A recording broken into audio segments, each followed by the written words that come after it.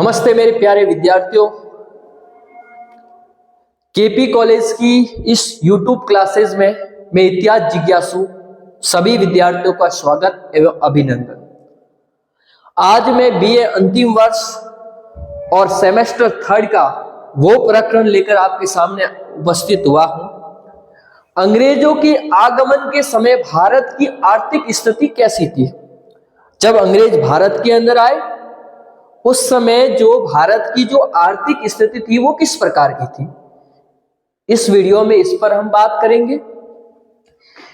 इसको पढ़ाने से पहले एक ऐसा मोटिवेशन कोड लाया हूं जो आपको ऊर्जावान बनाने वाला है, आपके चेहरे पर एक बार मुस्कान लाने वाला है कि राहें जहां तक जाएगी, राहें जहां तक जाएगी, रागीर वहां तक जाएगा। राहें जहां तक जाएगी, रागीर वहां तक जाएगा। तुम दरिया से क्या पूछ रहे हो? तुम दरिया से क्या पूछ रहे हो कि नीर कहां तक जाएगा? उठा खींच धनुष की डोर, उठा खींच धनुष की डोर, निशाना साधो अपनी मंजिल का, बाकी बाद में देखा जाएगा कि तीर कहां तक जाएगा। बाकी बाद में देखा जाएगा कि तीर कहां तक जाएगा। आइए मेरे प्यारे विद्यार्थियों के अंग्रेजों के आगमन के समय भारत की आर्थिक स्थिति कैसी थी? बात है हम 18वीं शताब्दी की बात करेंगे। 18वीं शताब्दी के अंदर जब जो भारत के अंदर अंग्रेजों का आगमन हुआ, तब भारत के लोगों के जीवन निर्वाह का प्रमुख साधन क्या था? क्या जीवन निर्वाह का प्रमुख साधन कृषि था? उस समय जो कृषि कार्य किया जाता था, क्या उस कृषि कार्य के अंदर ऋण दिया जाता था? ऋण दिया जाता था तो किसके द्वारा दिया जाता था?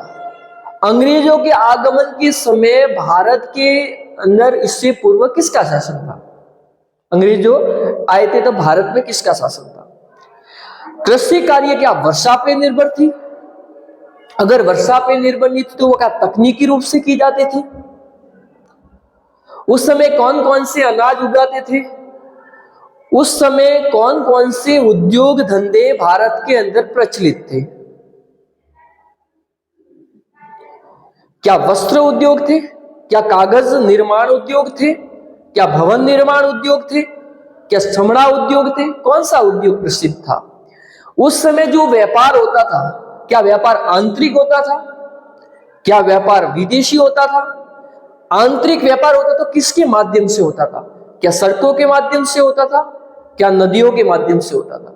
अगर विदेशी व्यापार होता था तो किन किन देशों के साथ में होता था?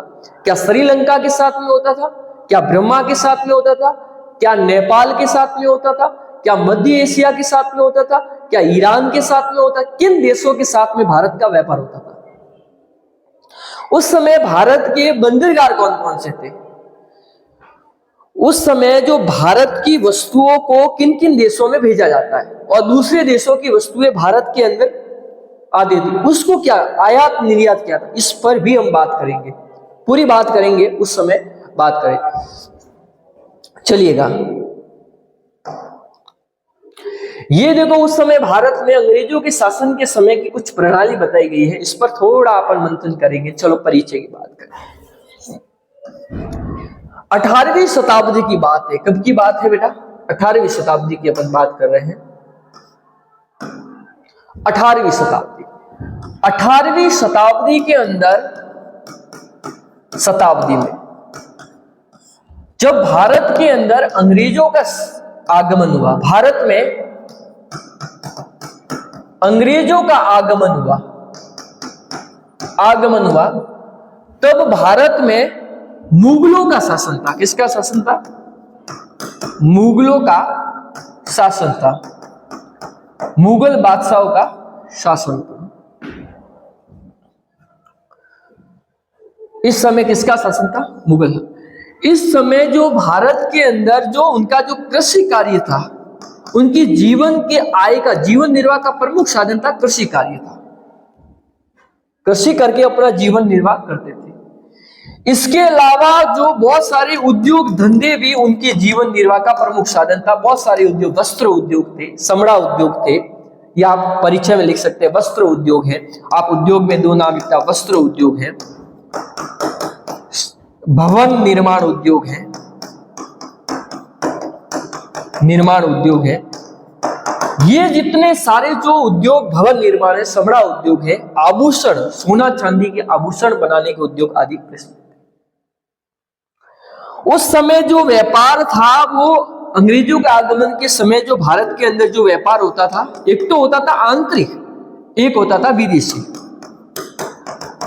आंतरिक व्यापार से जो तात्पर्य था, अपने ही देश के अंदर जो व्यापार होता था उसको बोलते थे आंतरिक व्यापार।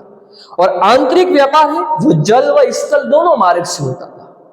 जल व स्थल आंतरिक व्यापार जो अपने ही देश के अंदर, कॉपी में नोट कीजिए, अपने ही देश के अंदर जो व्यापार होता था, अपने ही देश में जो व्यापार होता था, जो व्यापार होता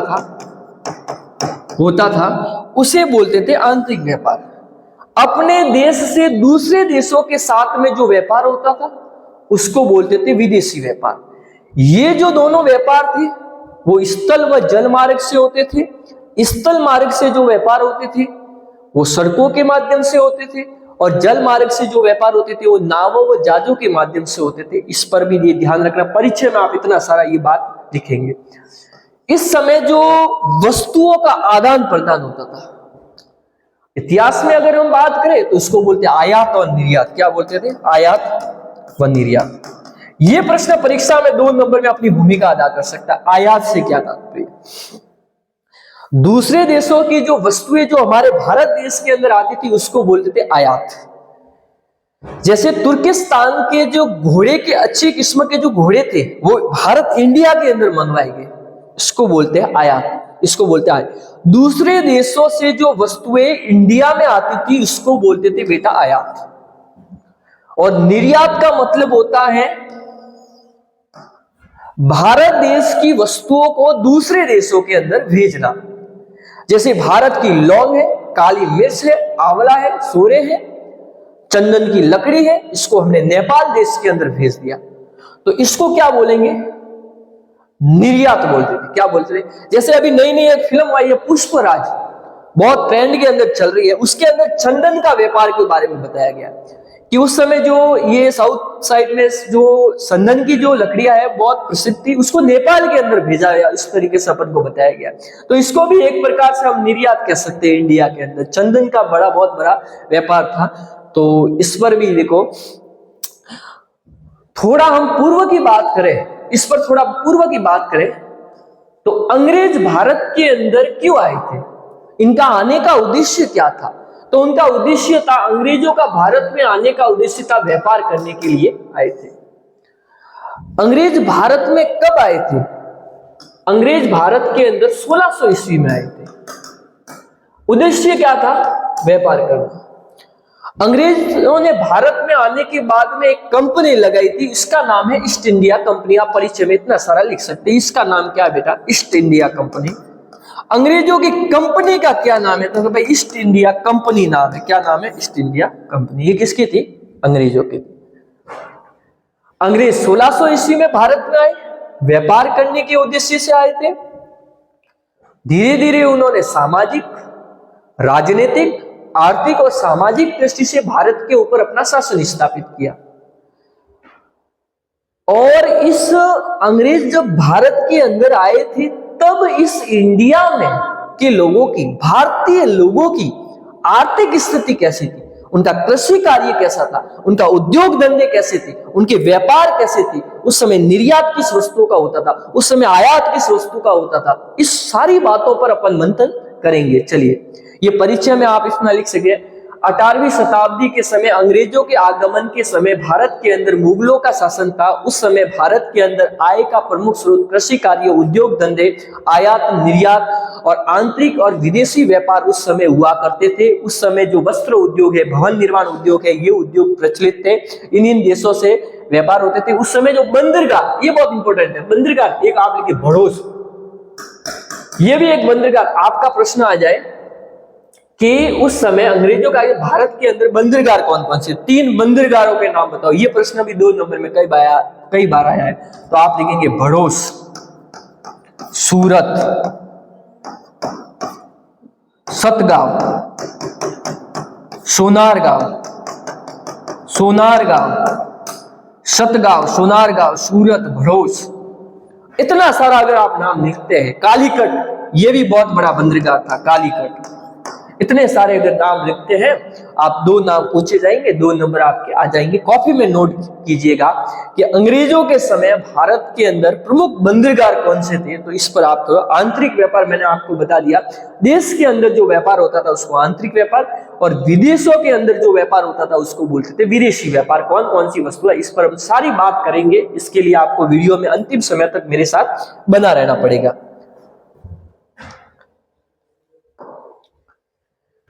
ये जो देखो अंग्रेजों उस समय कृषि कार्य कैसी थी, कॉपी में नोट कीजिए। पहले बिंदु आप लिखने के लिए काम, किसानों की स्थिति कैसी थी उस समय, उद्योग धंधे कैसे थे उस समय, आंतरिक व्यापार कैसा था, विदेशी व्यापार कैसा था, निर्यात कौन सी वस्तुओं का होता था, आयात कौन सी वस्तुओं का होता था, और निष्कर्ष क्या है। इस पर थोड़ी अपन बात करेंगे। कॉपी में नोट करें, इतने सारे जितने भी बिंदु है इसको एक एक अपनी कॉपी के अंदर नोट करते रहे चलिएगा। चलिए, ये यहां पर बताया गया है भारतीय लोगों की, अंग्रेजों के आगमन के समय भारतीयों लिखिएगा साथ में, भारतीयों के जीवन निर्वाह का प्रमुख साधन कृषि था। क्या था? कृषि था। उस समय जो कृषि थी वो प्राचीन ढंग से, प्राचीन पद्धति से की जाती थी। उस समय जो कृषि कार्य है वो प्राचीन विधि से किया जाता था।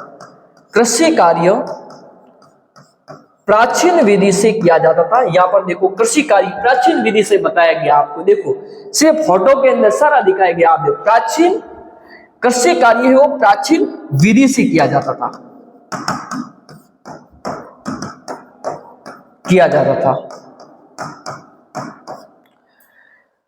ये कृषि कार्य है, ये कृषि है। उस समय जो कृषि थी वो वर्षा के ऊपर निर्भर थी। जितनी ज्यादा वर्षा होती थी, कृषि है वर्षा पर निर्भर थी। किस पर निर्भर थी?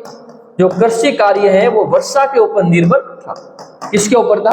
ज्यादा बरसात होती थी, इस बरसात के ऊपर जो कृषि कार्य है वो बरसात के ऊपर निर्भर था। ये ध्यान रखना है।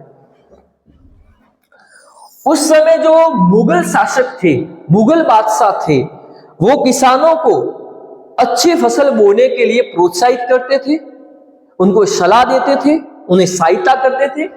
उस समय जो मुगल बादशाह थे, लिखिएगा कॉपी में साथ में, मुगल बादशाह किसानों को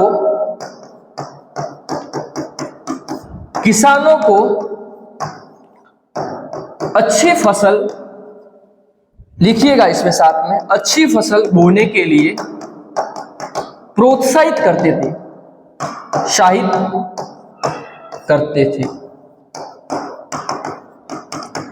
क्या करते थे? प्रोत्साहित करते थे। और किसानों की सहायता करने के लिए, किसानों की स्थिति को अच्छा बनाने के लिए, किसानों को कृषि कार्य में सहायता देने के लिए मुगल बादशाह उसको तबाकी नामक ऋण देते थे। कौन सा ऋण? मुगल काल के अंदर किसानों को कौन सा कर व टैक्स दिया जाता था? तबाकी। जैसे अलाउद्दीन खिलजी की बात करें, फिरोज शाह के समय की बात करें, तो उस समय तबाकी नामक जो ऋण है वो कृषि कार्य के ऊपर दिया जाता। ऋण किसानों को अपनी कृषि कार्य सुधारने के लिए दिया जाता था। ये ध्यान रखना, पहला बिंदु है। समझ में नहीं आया एक बार? अंग्रेजों के आगमन के समय भारतीय लोगों के आय का प्रमुख साधन कृषि कार्य था। उस समय जो कृषि है वो प्राचीन विधि, प्राचीन पद्धतियों से की जाती थी। हल वगैरह यहां दिखाए गए उनके माध्यम से की जाती थी। उस समय जो कृषि है वो वर्षा के ऊपर निर्भर रहती थी। मुगल बादशाह है वो किसानों को अच्छी फसल उगाने के लिए प्रोत्साहित करते थे, उनको अच्छी फसल के लिए तबाकी नामक ऋण दिया जाता था मुगल बादशाहों के द्वारा। चलिए अगले बिंदु पर अपन थोड़ी बात करते हैं। चलिएगा, अगला जो हमारा जो बिंदु रहेगा वो है उस समय किसानों की स्थिति। हम बात करें, अलग अलग इतिहासकार हैं, अलग अलग बात कहते हैं। हमें एक इतिहासकार का नाम है डॉक्टर कुरैशी। डॉक्टर कुरैशी क्या कहता है, ये व्यक्ति क्या कहता है कि मुगल काल के अंदर और अंग्रेजों के आगमन के समय किसानों की स्थिति कैसी थी। तो डॉक्टर कुरैशी के अनुसार अंग्रेजों के आगमन के समय किसानों की स्थिति बड़ी संपन्न थी, समृद्ध थी। कैसी थी? समृद्ध। किसान बड़े संपन्न थे, लिखिएगा साथ में, संपन्न थे। उनकी आवश्यकता की पूर्ति आसानी से हो जाती थी। ये कुरैशी कहते हैं उनकी आवश्यकता की पूर्ति आसानी से हो जाती थी, आसानी से हो जाती थी। ये ध्यान रखना। ये तो डॉक्टर कुरैशी कहते हैं। एक स्थान है पेलसाट। पेलसाट, ये आदमी क्या कहता है? इन इतिहासकार का कहना है कि अंग्रेजों के जो आगमन के समय जो अपने किसानों की जो स्थिति थी बहुत खराब थी, स्थिति बहुत दयनीय थी। किसानों की स्थिति खराब थी, किसानों की स्थिति बहुत दयनीय थी। किसानों को 2 वक्त की रोटी भी नसीब नहीं होता था। ये पेलसट नामक एक इतिहासकार कहता है। कौन सा? पेलसट। आप नाम लिखेंगे यार, पेलसट नामक इतिहासकार कहते हैं। एक इतिहासकार जिनका नाम है डॉक्टर सिद्दीकी। डॉक्टर सिद्दीकी के अनुसार अंग्रेजों के आगमन के समय जो भारतीय लोगों की जो किसानों की जो स्थिति थी वो संतोषजनक नहीं थी। ये तो मना करता है, संतोषजनक नहीं थी। मैं नाम लिख देता हूं, आपको लिखने में थोड़ी समस्या आती है। ये कहता है किसानों की स्थिति थी वो संतोषजनक नहीं थी। उनके जो जीवन निर्वाह उनकी जो जीवन निर्वाह का जो साधन था वो संतोषजनक नहीं था। 2 वक्त की रोटी भी उनको नसीब नहीं होती थी। उनकी जो स्थिति थी वो संतोषजनक नहीं थी। वो अपने घर का जो खर्चा है वो आसानी से नहीं चला सकते, सिद्दीकी कहते हैं, क्योंकि उस समय जो किसानों के ऊपर जो भू राजस्व कर था वो बहुत अधिक था। क्या था? भू राजस्व कर। मुगलों के समय जो भू राजस्व कर है वो बहुत अधिक था, भूमि के ऊपर टैक्स बहुत अधिक था।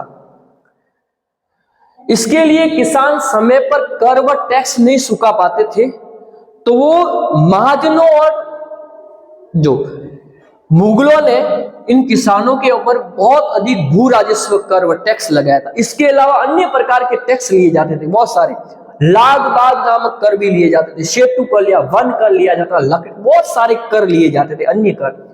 और किसान अपनी कर व टैक्स में इतने डूब गए थे कि इन कर को चुकाने के लिए वो महाजनों और साहूकारों के पास में कर्जा लेने, बड़ी ऊंची रकम में कर्जा लेने के लिए जाते थे। किसके पास में जाते थे? साहूकारों। इन कर व टैक्स को चुकाने के लिए वे साहूकारों और महाजनों से क्या लेते थे? टैक्स, यानी कर लेने के लिए साहूकारों और महाजनों से क्या, तो ऊंची दरों में कर्जा लेते थे। जब ये किसान लोग हैं समय पर साहूकारों और महाजनों का कर्जा नहीं चुकाते थे, तो ये महाजन और जो साहूकार थे वो उनकी जमीन को हड़प लेते थे। किसानों को अपने जमीन से वंचित होना पड़ा, ऐसी और इतनी उनकी आर्थिक स्थिति दयनीय थी। ये डॉक्टर सिद्दीकी का कहना है। कौन कहते हैं? डॉक्टर सिद्दीकी इस बारे में कहते हैं। चलिएगा एक बार मैं अब किसानों की स्थिति। डॉक्टर कुरैशी के अनुसार किसानों की स्थिति बड़ी संपन्न थी, उनको आवश्यकता की पूर्ति आसानी से हो जाती थी। इतिहासकार पेलसट का कहना है कि किसानों की स्थिति बहुत अत्यधिक खराब थी, 2 वक्त की रोटी भी नसीब नहीं होती थी, आर्थिक स्थिति बड़ी दयनीय थी। डॉक्टर सिद्दीकी का कहना है कि जो किसान की स्थिति थी वो संतोषप्रदक नहीं थी, जीवन निर्वाह करने के लिए बहुत दुख सहना पड़ता था उनको। उनसे जो राजस्व जो कर है वो बहुत ऊंची दरों में राजस्व कर वसूल किया जाता था। इसके अलावा अन्य कर, लाग बाग के कर भी किसानों से लिए जाते थे। किसान लोग इनका कर्जा व टैक्स चुकाने के लिए, कर चुकाने के लिए महाजनों और साहूकारों से ऊंची रकम में कर्जा लेते थे। अगर किसान समय पर साहूकारों और महाजनों का वो कर्जा नहीं चुका पाते थे तो महाजन और साहूकार उनकी जमीन को हड़प लेते थे और किसानों को जमीन से भी वंचित होना पड़ा। इससे इस किसानों की स्थिति दिनों दिन बहुत दयनीय हो गई। कॉफी में नोट कीजिएगा, ये ध्यान रखना कौन कौन सा इतिहासकार क्या कहता है, मैंने आपको इतना अच्छी तरह से इसको बता दिया। चलिएगा अगले बिंदु की बात करते हैं, उद्योग धंधे। ये क्या है?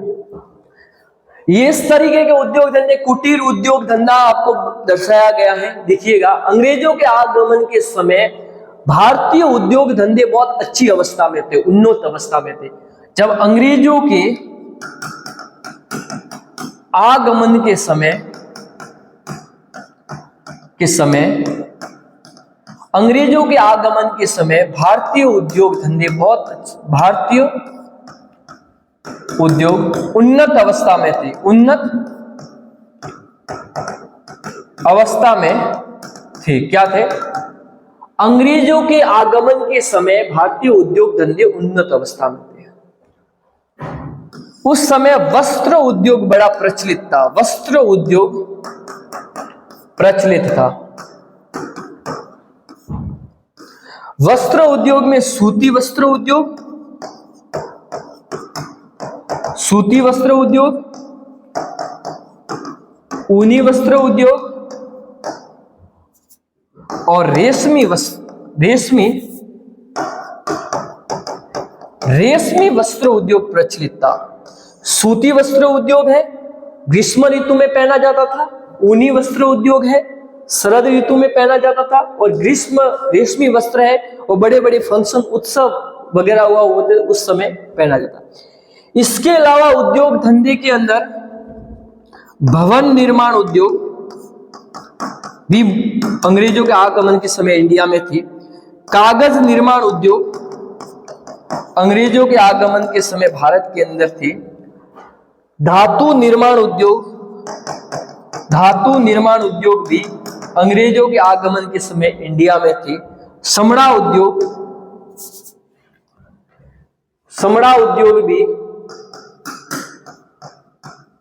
भी भारत के अंदर उस समय प्रचलित था। शक्कर उद्योग भी भारत के अंदर प्रचलित था। सोने चांदी के आभूषण बनाने का उद्योग भी भारत के अंदर प्रचलित था। सोना चांदी के आभूषण बनाने के उद्योग धंधे भी भारत के अंदर क्या थे? प्रचलित थे। इतने सारे जो उद्योग धंधे, तेल निकालने का उद्योग भी भारत के अंदर प्रचलित था। तेल निकालने का उद्योग भी भारत के अंदर। मिट्टी के बर्तन बनाने के उद्योग भी भारत के अंदर प्रचलित थे। मिट्टी के बर्तन बनाने के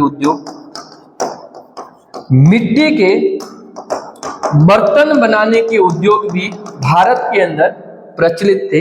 इसके अलावा बहुत सारे उद्योग धंधे थे। इस्पात उद्योग है, लोहा उद्योग है, धातु इस्पात उद्योग है, सोना चांदी के आभूषण बनाने का उद्योग है, तेल उद्योग, चमड़ा उद्योग है। भारत के कुटीर उद्योग से न केवल भारत की आवश्यकता की पूर्ति होती थी, इसके अलावा जो बची खुशी जो वस्तुएं होती थी उसको विदेशों के अंदर भी निर्यात किया जाता था। जो इन कुटीर उद्योग से भारत की आवश्यकता की तो पूर्ति होती थी इन उद्योग से, जब कोई भी वस्तुएं हमारे शेष रहती थी उसको अन्य देशों के अंदर निर्यात किया जाता था। ऐसा हमारा जो भारत देश था, इस भारत देश के बारे में कहा गया है कि जहां डाल डाल पर सोने की चिड़िया करती है बसेरा, वो भारत देश हमारा भारत देश हुआ करता था। सोने की चिड़िया कहलाने वाला हमारा भारत देश, इसलिए विदेशी जातियां भारत के अंदर बहुत सारी, इसमें ये इतने सारे जो हमारे जो उद्योग धंधे प्रचलित थे। भारत में अंग्रेजों के आगमन के समय भारत के उद्योग धंधों की जो उद्योग धंधे हैं वो उन्नत अवस्था में थे, अच्छी अवस्था में थे। उस समय के प्रमुख उद्योग धंधों में वस्त्र उद्योग प्रमुख था। इसमें सूती, ऊनी और रेशमी वस्त्रों का निर्माण किया जाता था। इसके अलावा भवन निर्माण उद्योग, कागज निर्माण उद्योग, शक्कर उद्योग, लोहा उद्योग, धातु इस्पात उद्योग, लकड़ी उद्योग, मिट्टी के बर्तन बनाने का उद्योग, तेल उद्योग, सोना चांदी के आभूषण बनाने के उद्योग आदि भारत व इंडिया में प्रचलित थे अंग्रेजों के शासन काल के, अंग्रेज आने के समय, और मुगलों का उस समय क्या था, शासन था। भारत के कुटीर उद्योग से भारत की आवश्यकता की तो पूर्ति होती थी, इसके अलावा जो भी वस्तुएं भारत इंडिया में बसती थी उसको दूसरे देशों के में निर्यात किया जाता। उदाहरण के लिए फारस में, अरब देशों के अंदर, नेपाल में इन सारी वस्तुओं को निर्यात किया जाता था। तो इस पर भी थोड़ा गौर करेंगे। अगले बिंदु पर हम थोड़ा इधर से डालेंगे, चलेगा। अगला जो हमारा जो बिंदु है इस पर थोड़ा अपन, ये यहां पर देखो कुटीर उद्योग आपको बताए गए हैं। देखिए भारत के ऐसे इस तरीके से लोग वस्तुओं का निर्माण करते थे, लेकिन पुनः जागरण जब हुआ तो इसमें जो मशीनों के द्वारा जो नई नई वस्तुओं का निर्माण, आंतरिक, भारत के अंदर अंग्रेजों के आगमन के समय जो आंतरिक व्यापार था वो बड़ा अच्छा था। आंतरिक व्यापार उन्नत अवस्था में था। आंतरिक व्यापार है वो बड़ा अच्छा था, अंग्रेजों के आगमन से अच्छा था। अब कैसे अच्छा था? आंतरिक व्यापार है, अपने ही देशों के अंदर जो व्यापार होता था उसको बोलते थे अपन, क्या बोलते थे? आंतरिक व्यापार। उस समय जो व्यापार होता था वो शहरों में मंडियों के माध्यम से होता था। इस समय जो व्यापार था, व्यापार, ये लोग जो व्यापार, आंतरिक व्यापार था, ये व्यापारी लोग थे, वो शहरों में मंडियों के माध्यम से होता। शहरों में बड़ी बड़ी जो मंडियां होती थी, इस मंडियों के माध्यम से व्यापार होता था, माध्यम से व्यापार होता था। आंतरिक व्यापार किसमें? जो शहर होते हैं, बड़े बड़े शहरों के अंदर बड़ी बड़ी मंडियां होती, जैसे सब्जी मंडी है, अनाज मंडी है, कपड़ा, बहुत सारी जो मंडियां होती थी, उस मंडियों के माध्यम से शहरों के अंदर व्यापार होता था। इसके अलावा अगर हम बात करें तो जो व्यापार होते थे, जो कई ऐसे व्यापार होते थे, जो व्यापारी हैं वो फेरी लगाकर व्यापार करते थे। कई व्यापारी फेरी लगाकर व्यापार करते थे, एक स्थान से दूसरे स्थान पर फेरी लगाते थे। आज इस गांव, आज उस गांव, फेरी लगाकर व्यापार करते थे। इसके अलावा हम बात करें राजस्थान में राजपूताना, पहले राजस्थान को राजपूताना कहा जाता था। कर्नल जेम्स टॉड के अनुसार एनर्स एंड एक्टिविटी ऑफ राजस्थान के अंदर जैसे अपन बात करें तो राजपूताना, ये जो हमारा राजस्थान है प्राचीन समय में राजपूताना कहा जाता था। उस समय जो राजपूताना के अंदर जो वस्तुओं का व्यापार कौन होते थे? बंजारे लोग होते थे। ये बंजारे लोग हैं, वो एक स्थान से दूसरे स्थान पर घूम घूम कर व्यापार करते थे। क्या करते थे? बंजारे, पहले बंजारों का कार्य होता था, एक स्थान से घूम घूम कर बैलों, ऊंट गाड़ी, घोड़ा गाड़ी के माध्यम से एक स्थान से दूसरे स्थान पर घूम घूम कर व्यापार करते। ये लोग नमक है, नमक, चीनी, नमक चीनी, आप लिखेंगे नमक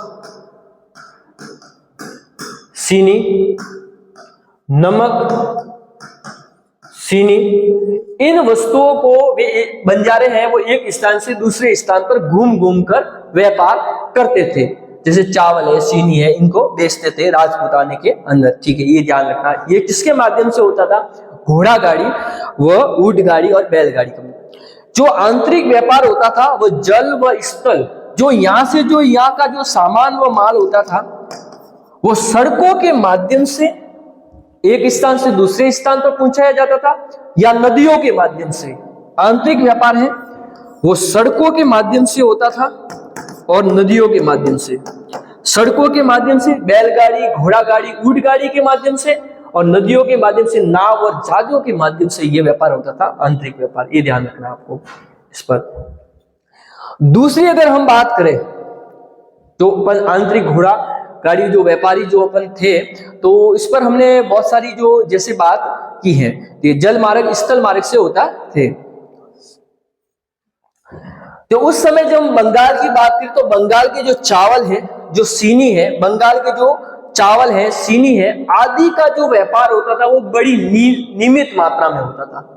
नियमित समुद्री मार्ग से नियमित। जैसे बंगाल के अंदर, ये बंगाल है, बंगाल में चावल बहुत होते थे, चीनी बहुत होती थी, तो वो समुद्री मार्ग से नियमित रूप से होती थी।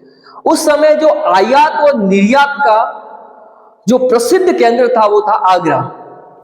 अंग्रेजों के आगमन के समय आयात और निर्यात का जो प्रसिद्ध केंद्र था वो कौन सा राज्य था? वो था आगरा। आंतरिक व्यापार, आयात निर्यात का प्रसिद्ध जो मार्ग था वो कौन सा था? आगरा है वो प्रसिद्ध मार्ग था। व्यापार स्थल व जल दोनों मार्ग से होता था, ये ध्यान रखना। आंतरिक, अंग्रेजों के आगमन के समय भारत के अंदर जो आंतरिक व्यापार था वो बड़ी उन्नत अवस्था में, बड़ी अच्छी अवस्था के अंदर था। आंतरिक व्यापार का तात्पर्य अपने ही देश के अंदर व्यापार होना, वो आंतरिक व्यापार कहलाता था। आंतरिक व्यापार के अंदर जो भारतीय व्यापारी थे वे शहरों में मंडियों के माध्यम से व्यापार किया करते थे, जो शहरों में मंडियों के माध्यम से। अन्य व्यापारी हैं वो फेरी लगाते हुए व्यापार करते थे, आज एक स्थान से दूसरे स्थान पर फेरी लगाते हुए कार्य करते। उदाहरण के तौर राजस्थान में एक जाति है बंजारा जाति के द्वारा, जो उस समय नमक और चीनी वगैरह हुआ करती थी, उसको एक स्थान से दूसरे स्थान पर बैलगाड़ी, घोड़ा गाड़ी, ऊंट गाड़ी के माध्यम से वो एक स्थान से दूसरे स्थान पर पहुंचाने का कार्य करते थे। उस समय जो व्यापार था वो स्थल व जल दोनों मार्ग से होता था। स्थल मार्ग से जो व्यापार होता था वो सड़कों के माध्यम से होता था, और जल मार्ग से जो व्यापार होता था वो नदियों के माध्यम से होता था। उस समय जो बंगाल के चावल व चीनी की मार्केट में खूब मांग थी, ये व्यापार जो समुद्री मार्ग से नियमित रूप से, ये जो समुद्री मार्ग से एक स्थान से दूसरे स्थान पर पहुंचता था। इसके अलावा उस समय आयात और निर्यात का जो प्रमुख मार्ग था अंग्रेजों के आगमन के समय, वो था आगरा।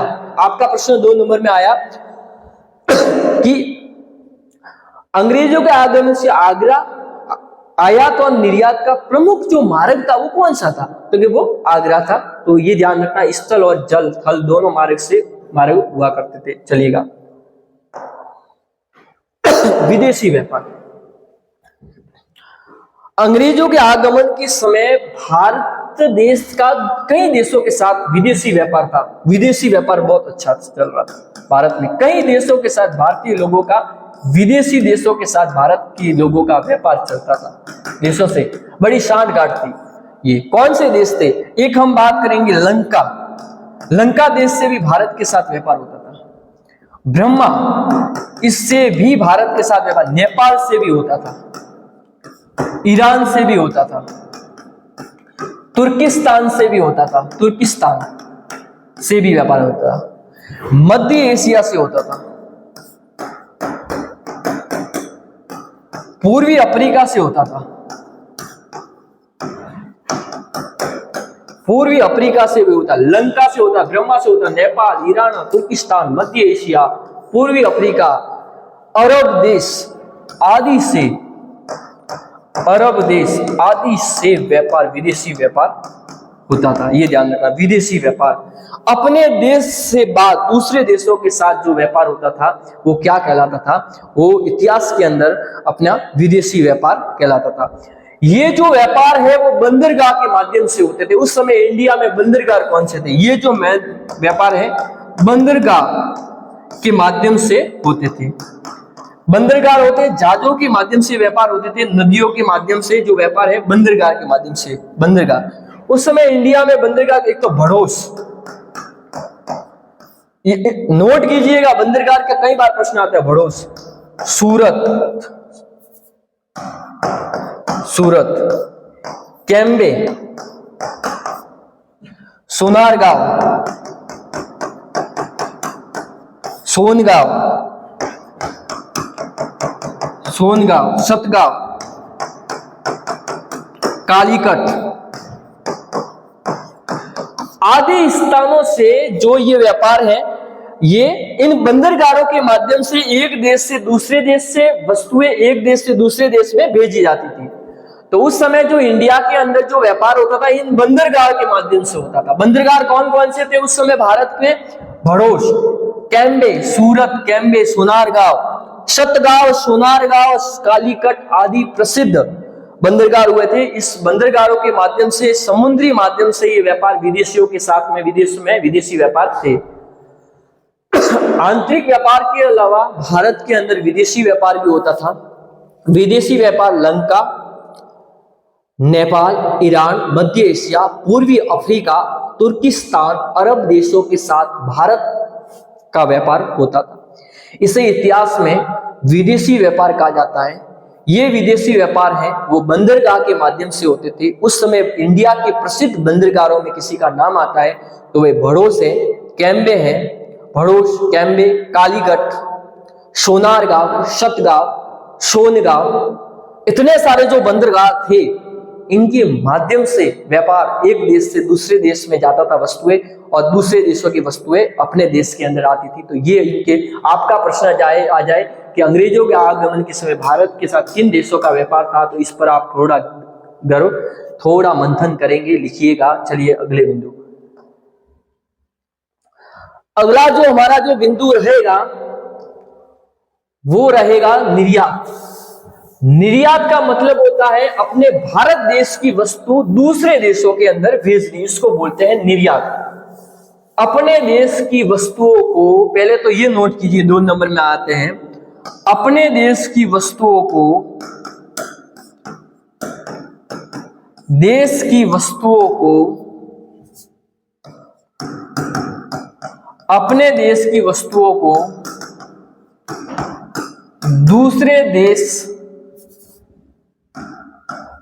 में भेजना, उसको निर्यात कहते हैं। उसको क्या कहते थे? निर्यात कहते थे। ये ध्यान रखना, निर्यात किसे कहते हैं कि अपने देश की वस्तुओं को निर्यात कहा जाता है। उस समय अगर हम बात करें तो उस समय जो भारत के जो रुई से जो वस्त्र बनते थे, वस्त्र बड़े प्रसिद्ध थे। उस समय भारत का अनाज बड़ा प्रसिद्ध था, चावल बड़े प्रसिद्ध थे, आंवला बड़ा प्रसिद्ध था, लौंग बड़ी प्रसिद्ध थी, काली मिर्च बड़ी प्रसिद्ध थी। काली मिर्च, लौंग, आंवला आदि जो वस्तुएं थी, बहुमूल्य पत्र थे, संगमरमर थे, इन वस्तुओं को दूसरे देशों के अंदर भेजा जाता था। इसको बोलते थे अपन निर्यात। क्या थे? निर्यात। ये ध्यान रखना, निर्यात।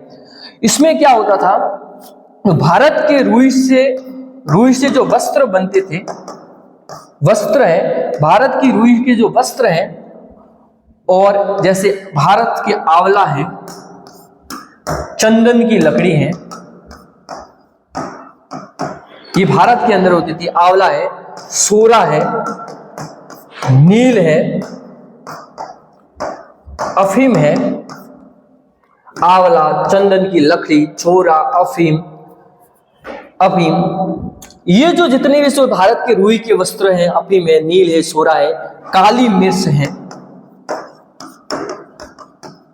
लौंग है, काली मिर्च, लौंग आदि अपने इंडिया में खूब होती थी।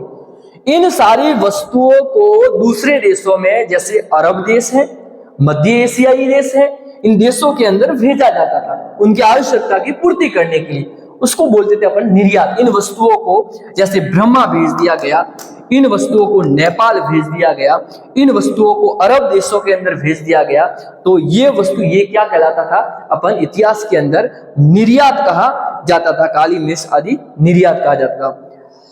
भारत का जो मलमल है, ढाका का मलमल बड़ा प्रसिद्ध था। ढाका का जो मलमल है इतना मुलायम होता था ढाका, जिसको माचिस की एक छोटी सी डिब्बी के अंदर इसको डाला जा सकता है, ऐसा ढाका का मलमल है। वो कहां भेजा जाता? फारस व अरब देशों के अंदर भेजा जाता था। बड़ी मांग थी ढाका के मलमल की, ये ध्यान रखना। ढाका के मलमल की खूब मांग थी। फारस और कहां भेजा जाता था? अरब देशों के अंदर ढाका के मलमल को अपने भारत में भेजा जाता था। विदेशों के अंदर भारतीय रुई के जो वस्त्र थे उनकी भी खूब मांग थी। तो यहां से जो वस्तुएं हैं उनको, जैसे वस्त्रों की मांग थी दूसरों के देश, वहां भी भेजा जाता था, और ढाका की जो मलमल भी बड़ी प्रसिद्ध थी, उनको वहां भी उनके साथ में भेजा जाता था। हींग, सोरा आदि, स्टाप है, हींग है, आंवला है, सोरा है, बहुत सारी जो वस्तुएं हैं वो दूसरे देशों के अंदर भेजी जाती थी। अपनी इंडिया की वस्तु, उसको निर्यात कहते थे। देखो, अपने देश की वस्तुओं को दूसरे देश के अंदर भेजना, उसको निर्यात कहा जाता है। जैसे उदाहरण के यहाँ पर लिखा हुआ है, आप उसको नोट कीजिएगा, कॉपी में लिखिएगा कि कौन कौन सी वस्तुएं इंडिया से बाहर भेजी जाती थी। चलिएगा, अपन बात करते हैं जो हमारा जो अगला बिंदु है, इस पर आयात। आयात का मतलब होता है विदेशों से भारत देश के अंदर जो वस्तुएं आती थी उसको बोलते हैं भारत से जो विदेशों से जो वस्तु आती थी, बहुमूल्य रत्न है वो विदेशों से भेजे जाते थे। कौन से बहुमूल्य रत्न है वो विदेशी, उसमें कौन सा होता था, जैसे सोना, चांदी, रतन, सोना, चांदी, रतन, मणि आदि, संगमरमर है। इतने सारे जो बहुमूल्य जो रत्न हैं वो क्या होते थे, इस रत्न को ये दूसरे देशों से हमारे यहाँ पर भेजे जाते थे। कहां पर, दूसरे, सोना चांदी और दूसरे देशों के समय मंगाए जाते। जैसे तुर्किस्तान के घोड़े बहुत प्रसिद्ध थे। तुर्किस्तान के बढ़िया किस्म के घोड़े हैं वो इंडिया में तुर्किस्तान से मंगवाए जाते थे। तो इसको क्या बोलते हैं, आयात। सोना भारत के अंदर आयात होता था, चांदी आयात, रतन, मणि और तुर्किस्तान की बढ़िया किस्म के जो घोड़े हैं वो उसमें मंगवाए जाते थे। इसके अलावा अपन बात करें तो अफगानिस्तान और मध्य एशिया से,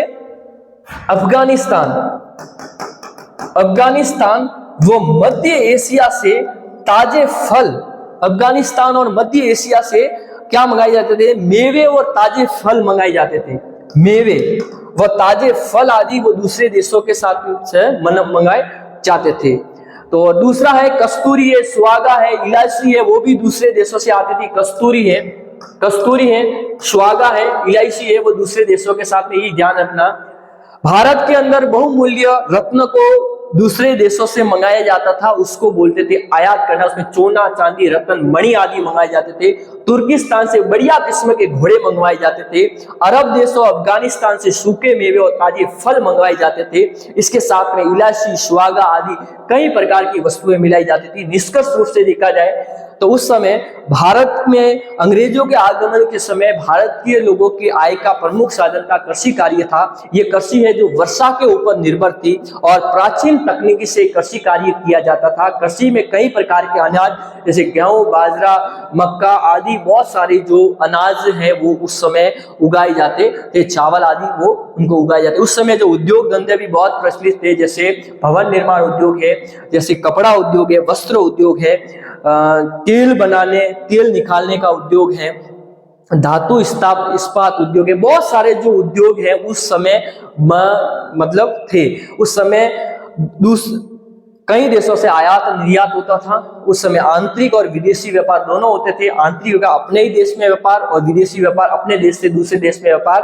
अगले वीडियो में हम आपको पलासी के युद्ध को लेकर आपके सामने उपस्थित होगा। इसके लिए आप मेरा इंतजार जरूर देखो। इसके लिए आपको कल तक इंतजार करना पड़ेगा। धन्यवाद, आप हमारे साथ बने रहे। धन्यवाद।